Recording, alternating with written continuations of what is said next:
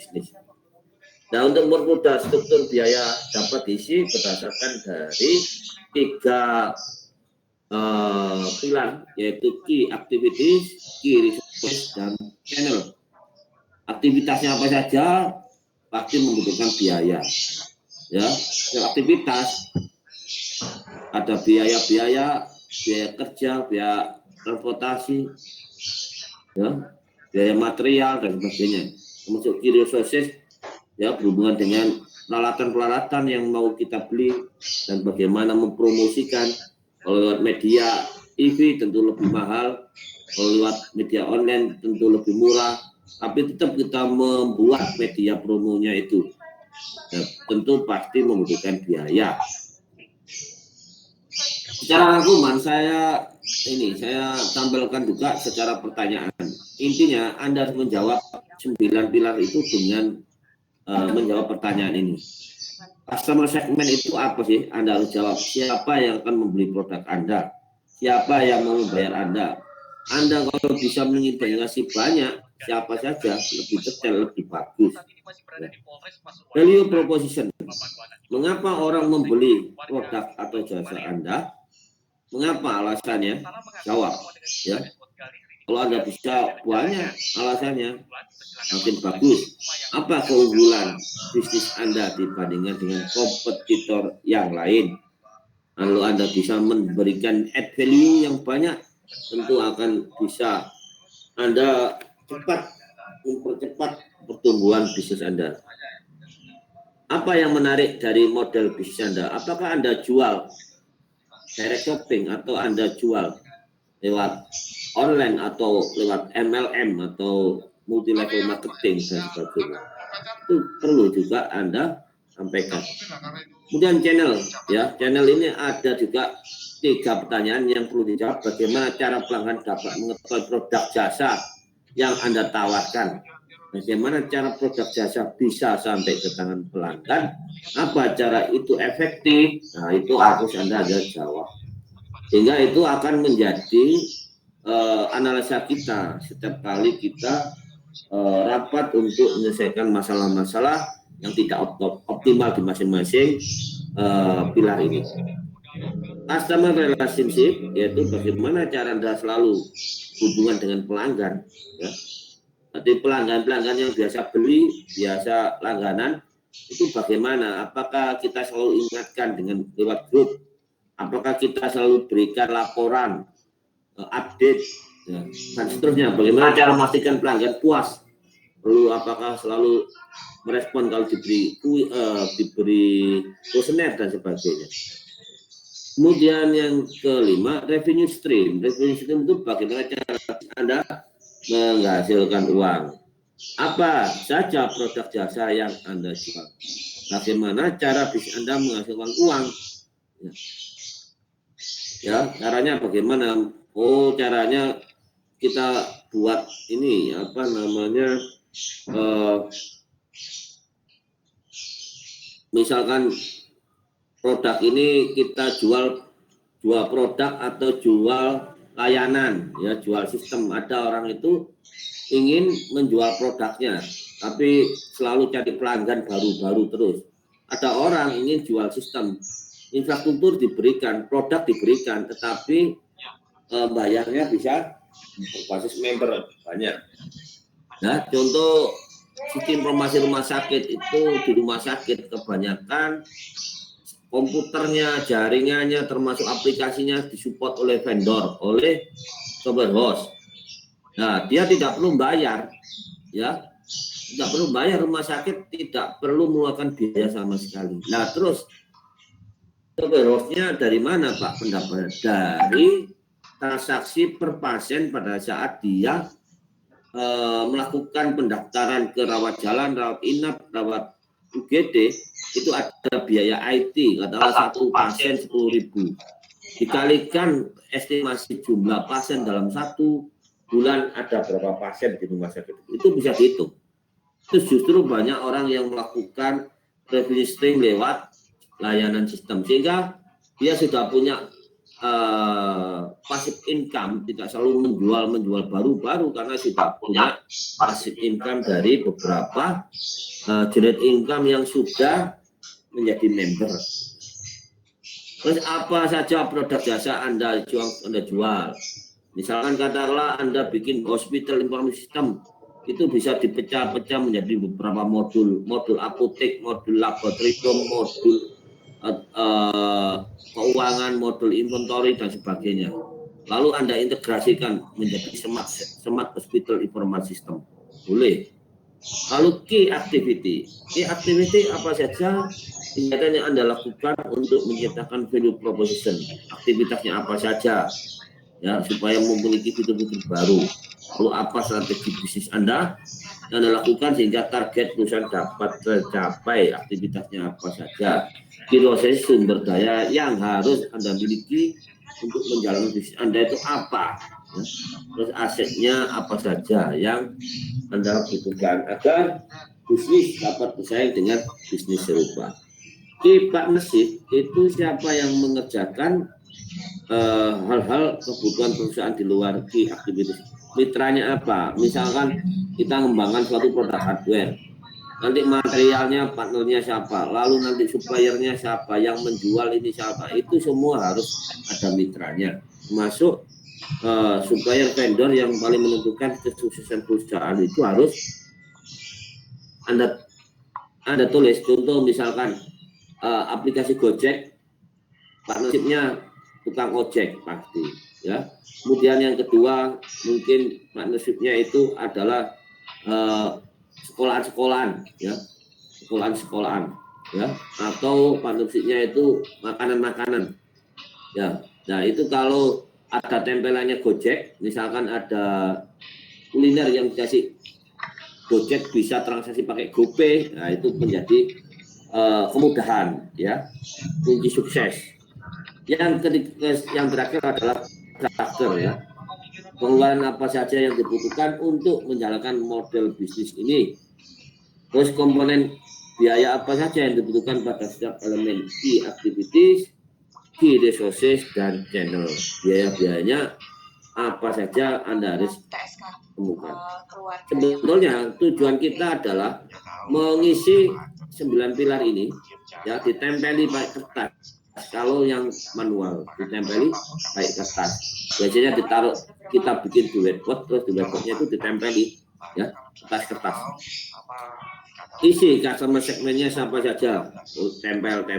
Misalkan Gojek, customer service-nya pelajar, pegawai, tempel. Misalkan katakanlah orang yang tidak gaptek terhadap teknologi, artinya kalau orang nggak paham terhadap teknologi, malas biasanya. Maka orang yang tidak gaptek itu siapa saja tempeli terus. Kemudian yang kedua, value proposition, nilai tambahnya apa? Produk Anda nih, tempeli terus sampai cost structure, ya. Key partnernya siapa saja, menjadi kunci mitranya dan sebagainya. Contoh bisnis transfer model, saya langsung saja ke apa namanya, Gojek, ya. Gojek, Bapak, ini customer segmen Gojek itu apa? Tempeli kertasnya, pelajar sekolah, tempeli pekerja kantoran, tempeli panggung transportasi publik, pengguna transportasi publik, ya, pengguna transportasi publik. Terus generasi melek internet. Pengguna transportasi publik itu siapa? Ya orang bebas, ya. Pekerja kantoran nanti bisa kerjasama sama institusi, kalau bayarnya pakai Gojek bisa lebih murah gitu, ya. GoPay sorry, masuk pelajar dan sebagainya. Kemudian value proposisinya apa? Value-nya menyediakan transportasi massal yang berkualitas, mudah serta cepat diakses dengan harga terjangkau. Value. Terus channelnya apa? Channelnya, promonya, ya, bisa menggunakan lewat aplikasi Gojeknya itu sendiri, iklan-iklan di billboard, testimoni pengguna, YouTube, Facebook, banyaklah nanti bisa dia. Kemudian customer relationship-nya, pelanggannya itu bagaimana supaya kita bisa terhubung. Ya, sering kasih diskon dan promo yang sudah pernah jadi penumpang Gojek itu sering dikirimi lewat WA atau lewat apa ya, di email. Kemudian ada aplikasi fitur-fitur baru bisa ditambahi, dikirim, baik promo dan sebagainya. Kemudian key activity menghubungkan driver dengan base customer relationship, revenue stream pengguna jasa transportasi Gojek. Ya. Jadi bagaimana cara menghasilkan revenue, pendapatan ya dari pengguna jasa transportasi Gojek? Mungkin dari GoPay ya. Dari GoPay, bayar cash atau GoPay untuk mendapatkan transaksinya tuh. Kemudian key activity menghubungkan driver dengan penumpang, manajemen data pengguna, ya, key Google Map, ya, sumber dayanya itu Google Map. Aplikasi Gojek harus ada infrastruktur server untuk bisa men-tracking ya antara Gojek dengan aktivitasnya. Key partner pelanggannya siapa ya? Mitra pengemudi, driver Gojek, supplier atribut driver, helm, jaket itu supaya identitasnya Gojek jadi trust ke masyarakat harus bawa atribut ya. Berarti harus ada kerjasama dengan orang yang mampu bikin helm, jaket khusus Gojek ya, masuk penyedia infrastruktur server itu bagian partner ya. Dan yang terakhir adalah cost structure, bagaimana cara bagi hasil dengan driver, kita driver, gaji pegawai, nyewa infrastruktur server, apakah beli server sendiri atau cloud, biaya pemeliharaan, termasuk biaya API Google Map, bayar ini ya. Nah, dijual, kalau gratisan ya tidak bisa terintegrasi nanti. Ya, artinya resource-nya nggak banyak. Nah, cara membuatnya Anda bisa menggunakan aplikasi Canvanizer. Canvanizer ini online ya, online. Nah, Anda create Canvas ya, membuat Canvas, lalu isi judulnya. Canvas titelnya apa? Misalkan tukang online. Dan kita mau bikin produk inovasi tentang tukang online atau bikin produk inovasi tentang mesin setrika otomatis. Lalu email Anda tulis, maka setelah di-create, di-submit, nanti Anda akan dapat kiriman email dari aplikasi Canvanizer ini, dan itu bisa Anda klik nanti masuk ke aplikasinya ya. Anda isi ini bisa lebih dari satu, nggak harus langsung satu-satu ini. Kayak ini ya.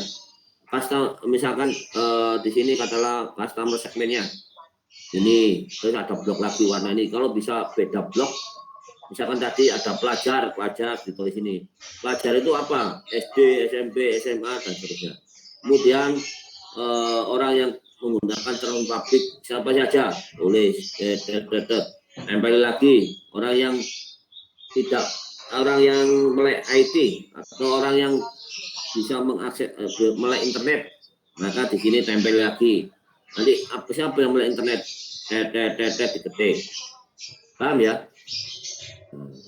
Jadi pakai apa? Canvanizer ya. Pakai Canvanizer. Ada pertanyaan? Canvanizer-nya dicoba ya. Canvanizer-nya coba. Canvanizer-nya dicoba.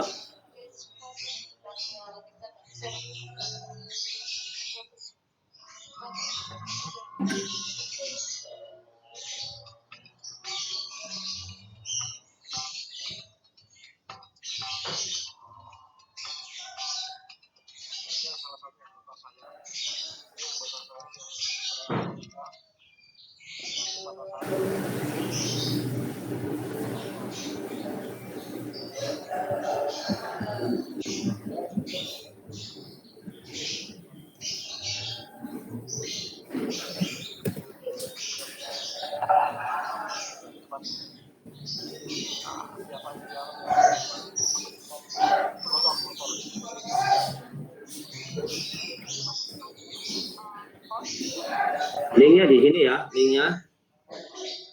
Silakan dicoba, Unvanisher.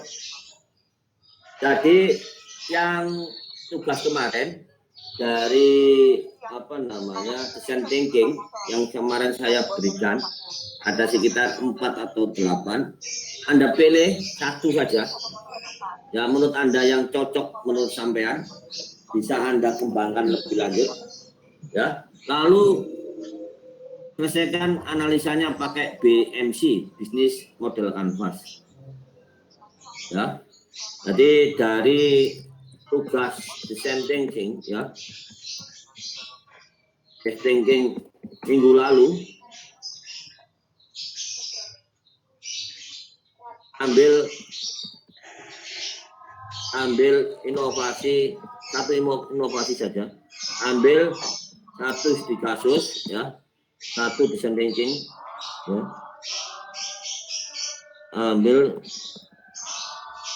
ambil satu saja, ya, untuk dianalisa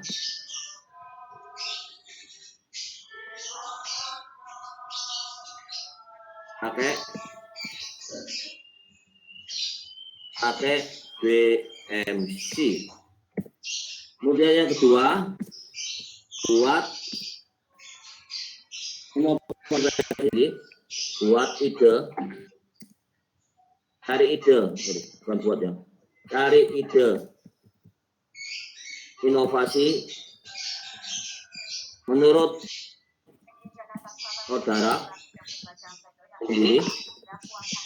Syaratnya harus marketable.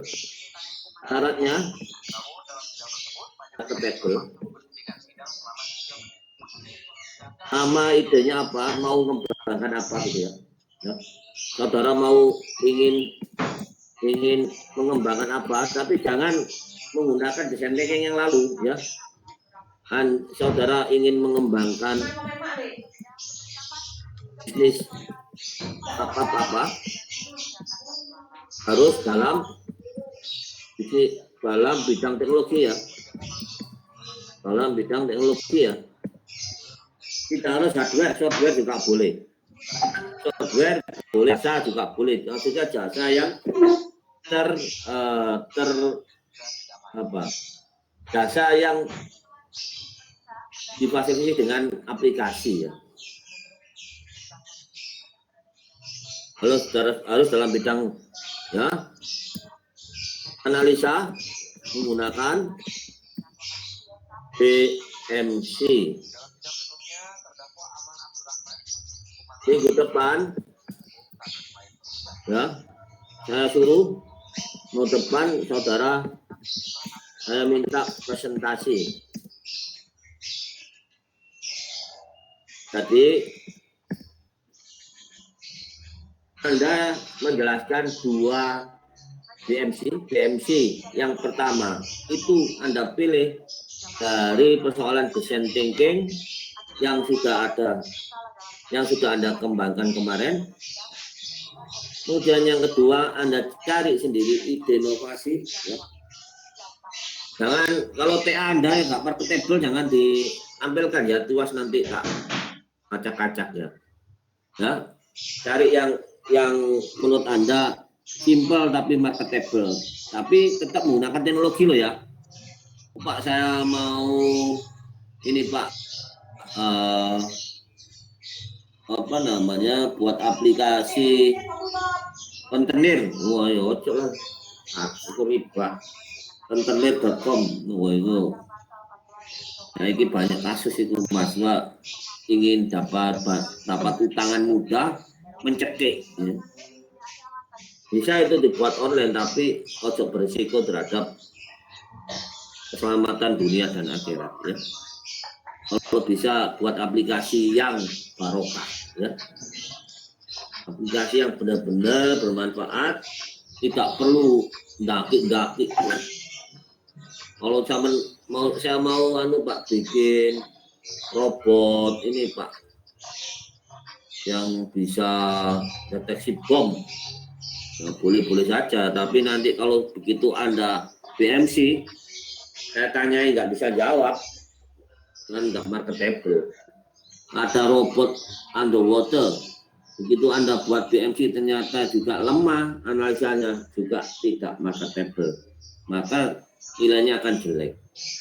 Saya paham ya? Silakan kalau masih ada tanya. Saya nggak perlu ngajari klik-kliknya ini, Anda klik-klik sendiri ya. Anda klik-klik sendiri supaya Anda juga belajar.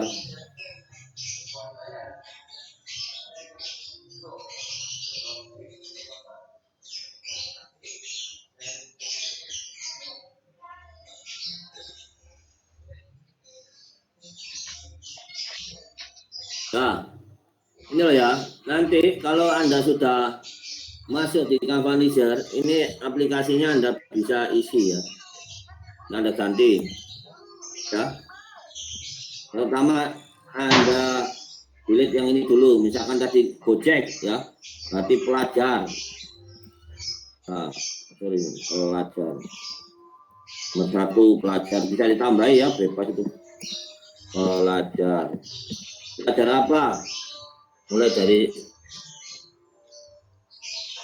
yang pertama SD Gojek, nggak jarang lah anak SMP ya, SMP, SMA, ya, SMK, perguruan tinggi, itu. Seterusnya ya. Terus ini apa nomor 2?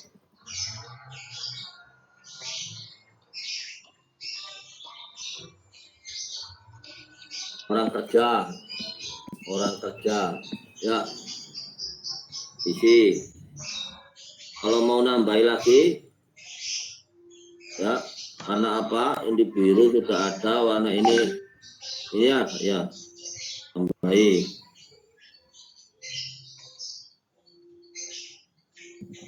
Nanti di sini ya nambahin itu ya, bisa kasih gambar juga boleh untuk memperjelas informasi. Bisa dipahami? Bisa ya. Nanti Anda bisa share, ini bisa Anda ekspor jadi teks atau gambar PNG atau PDF ya. Misalkan Anda share ya, tapi harus login dulu ya. Jadi yang gratisan ya, ada itu.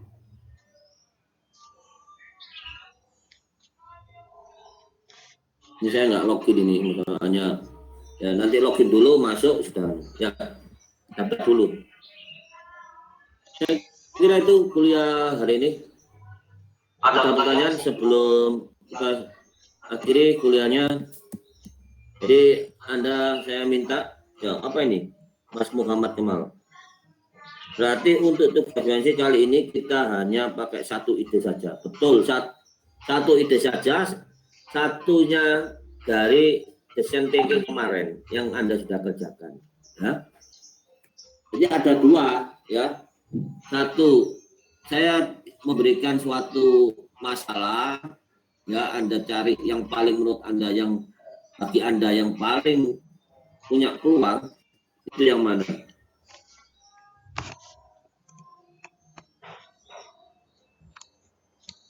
Loh, materi ini Mas sudah saya upload di ini folder, ada directory. Anda cek coba. Anda cek. Ya, semua materi ini sudah ada, saya upload semua itu, cariin di folder directory yang ada di Google Drive. Bahkan desain thinking ini sendiri ya. Ya. Google Drive-nya minta akses. Loh, iya dah. Sudah expired berarti. Ya nanti tak pilih lah, soalnya bosan besar.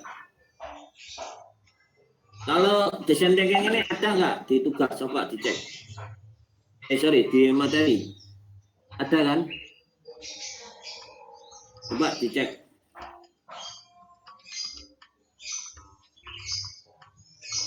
Mas Kemal. design thinking ini ada nggak di materi? Dicek.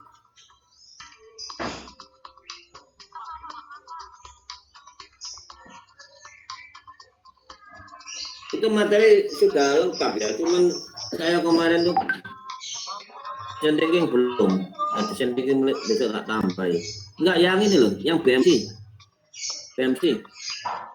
Bisnis modal kanvas. Oke. Ya ini dulu, nanti tak tambah lagi satu-satu materinya. Ya. Nanti lengkapi hari ini. Saya kira itu kuliahnya sekalian saya lengkapi, tugasnya nanti langsung saya ke juga ya. Tugasnya tadi ya. Ini ya. Ya. Di minggu depan kita gantian. Nah, minggu depan Anda nyalakan on cam-nya ya. Lalu saya ingin bertatap muka dengan Anda presentasi ya. Supaya kita mulai bertransaksi ya, menganalisa potensi-potensi yang ada, tidak satu arah mendengar saya karena ini mata kuliah harus dipraktekkan ya. Oke, terima kasih. Saya kira itu kuliahnya. Terima kasih. Assalamualaikum warahmatullahi wabarakatuh. You are currently the only person in this conference.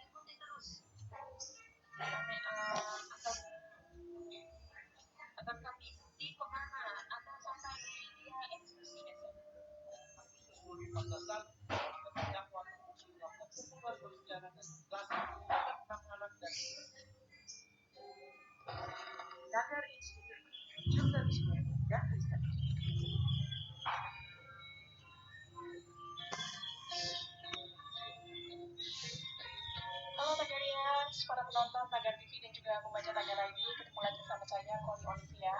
Hari ini saya ingin membacakan mengenai pilihan redaktur Tagar tentang jamaah Ansarut atau jihad. Belakangan ini ramai pemberitaan bahwa mantan Sekretaris Umum Front Pembela Islam Munarman terkait dengan JAD. Dia juga menghadiri pembayatan anggota FPI dan simpatisan ISIS di Makassar, Sulawesi Selatan pada tahun 2015. Hal itu berdasarkan rekaman pernyataan salah satu anggota teroris JAD yang juga simpatisan FPI bernama Ahmad Aulia yang mengatakan Munarman menghadiri pembayatan tersebut. Kan rekaman pernyataan salah satu anggota teroris JAD yang juga simpatisan FPI bernama Ahmad Aulia yang mengatakan Munarman menghadiri pembayatan tersebut. Menanggapi hal itu, pakar intelijen dan terorisme Stanislaus Rianta mengatakan aparat keamanan harus segera memproses Munarman dan Munarman dapat dikenakan tindak pidana terorisme kalau benar-benar terbukti menghadiri acara itu.